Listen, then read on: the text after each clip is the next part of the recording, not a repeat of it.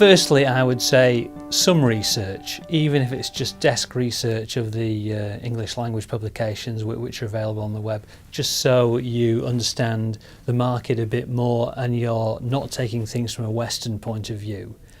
Don't make Western assumptions because they are probably not the case in China. So as much research as you can do. If your budget is small, then do it online, desk research. If you've got some more, then it really pays dividends to employ a professional company to do some research on the ground to help you make those first steps. I think secondly, a digital presence is a relatively low cost way to start creating an entity in Chinese in China with some point of contact so that you can be believed as existing in China, and that gives some tangibility when you're taking your first steps. And I think that will be, from my point of view, one of the first ways of going in. And then as you're more committed, definitely looking at all the different channels which are available, and depending on your industry it's going to be different. For example, in the online retail space, there are big portals such as Tmall, Taobao, but there are also other avenues such as elevator advertising, as well as other portals and website opportunities in order to sell, offline opportunities as well. So become aware of all the channels which are available for you in order to sell your goods.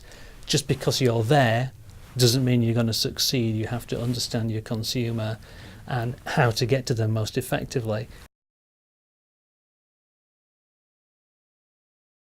From basic principles, you need to make sure that whatever presence you have in terms of online media can be seen in China. It's not as big a problem as it was, but still it's a factor. Many websites and such are not visible in China, or else are quite slow. So it's to make sure that is sorted. It's a simple task, but it's one that's often overlooked.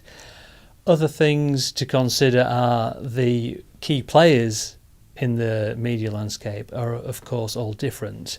Google is a very minor player. Baidu is the search engine of choice.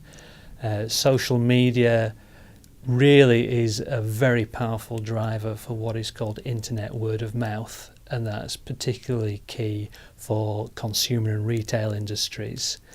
And you really can't underestimate the power that has.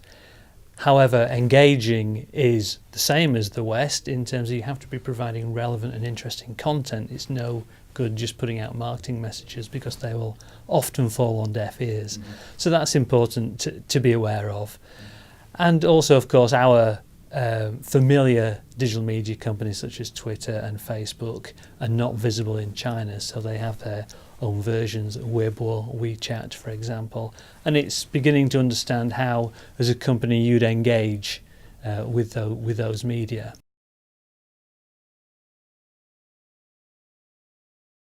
Because trust is everything in China, a lot more so than it is here on the internet, and you've really got to look at the fact that even though you can do business from the West into China without a presence, people will want to believe that, irrespective of whether you are engineering, manufacturing or retail consumer-led, that you are there on the ground, that somebody's there on the ground in the sales process and also after the sale has been made, to give them the assurance that somebody's there and there is follow-up and there is consumer protection and somebody looking after the client, and that's really important. Right. I think it can be a mistake for Western companies to think they can do it with a UK phone number.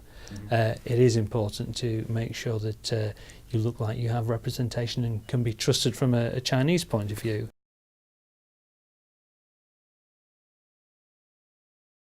The initial impression of oh, that looks awful, or there's too much there, it's too confusing. Or it looks like design from a time gone by in the West, whereas in China there is a different attitude and a different willingness to take in information from a page. So whereas in the West we like minimalism and that is seen to be cool and sophisticated and often required for a nice corporate image, in China the individual would like to read more information and be aware more of what is on offer on the homepage, and they're a lot more willing to drill down on a page to find the information before they click and move on. In the West, we tend to be more goal focused. We'll quickly click, find the information, click again. In China, they'll take more time. So just because a page appears to be cluttered and have more information on does not necessarily mean that it's worse. The Chinese user will want to know, what is the benefit to me, which I guess is the same as in the West, but what is the benefit to me of using your product? It needs to be clear, it needs to be obvious, it doesn't need to be coded in some minimalist web design for you to join the dots. It needs to be clear from the off, from the homepage, what's the benefit for me to engage with you as a company and you as a website. So therefore the benefits of your products or services need to be clear. Don't hide them within the website, at least give some indication of what you're about, what you do, and how that information can then be found quickly.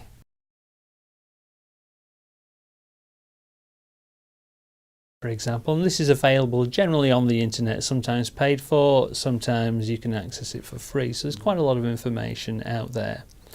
Once you look to committing to China and you're wanting to invest some money initially to get going, there are companies which can help, and it depends again what market you're in, but market research exists, Ask the Consumer exists, as well as various other ways of trying to assess the marketplace.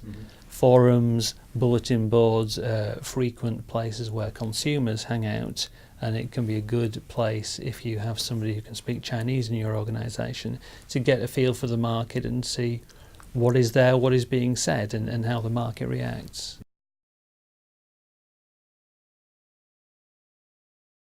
You hire people to speak the language, but it's the culture that you really need to understand, and getting that wrong, there's so many budgets can be wasted if you don't fully understand the market and you view things as you would from home. We've worked with many companies who've taken that time to go the extra mile in really understanding the marketplace from the Chinese end user, their client, whether it be industrial or retail. And that pays dividends because they understand the market, how they should present themselves, what's important, and those companies that look at it even more can engage in user studies or covert inquiries as to their competitors or their competitors' customers in order to find out where the market is and what their own fortes are as a company and what they need to be aware of that their competitors are doing. And that's all part of becoming informed.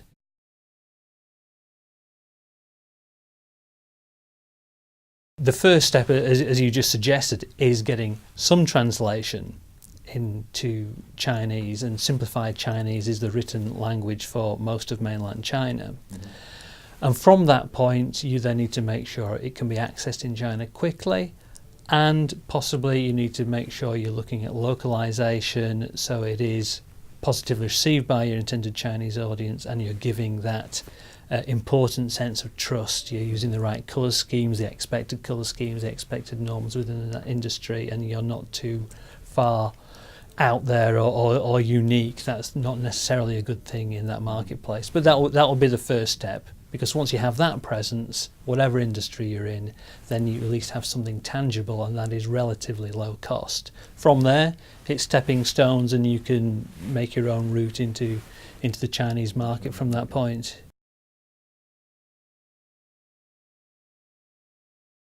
Some companies do it successfully using subdomains or subfolders of their existing website. Provided it can be seen in China, there's absolutely no reason why that can't be done. Clearly, ideally, you want to localize the pages to make sure that you're targeting the Chinese market as far as possible. You certainly need to make sure it can be seen, but it is a starting place, because clearly if you have no Mandarin content, then the Mandarin user cannot understand if you have no simplified Chinese content on your website.